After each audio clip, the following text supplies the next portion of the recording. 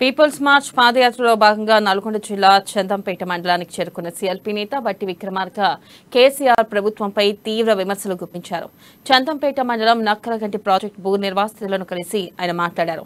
పాదయాత్ర చేస్తూ ఉంటే రిజర్వాయర్ ఉన్న ప్రతి చోట సమస్యలే ఉన్నాయని తెలిసిందన్నారు. భూ నిర్వాసితులకు అరకొరగా పరిహారం ఇవ్వడం కాదన్న బట్టి భూమికి భూమి ఇవ్వాలని చట్టం చెబుతుందన్నారు. కాంగ్రెస్ పార్టీ అధికారంలోకి వచ్చిన తర్వాత కేసీఆర్ చేసిన భూ కుంభకోణాన్ని బయటపెడతానన్నారు.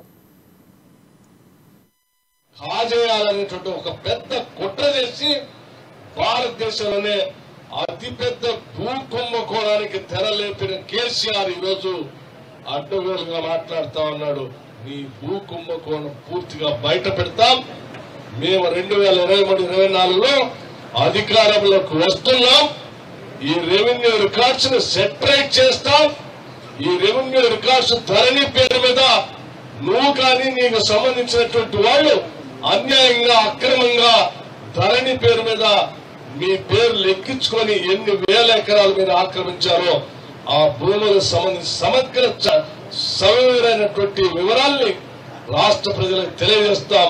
ఆ భూములు తిరిగి ఎవరైతే పేదవాళ్ళు హక్కుదారులుగా ఉన్నారో వాళ్ళకి మళ్ళీ పంచుతాం, పట్టాలు ఇస్తాం, హక్కు కల్పిస్తామని కూడా చాలా స్పష్టంగా చెప్తా ఉన్నాం.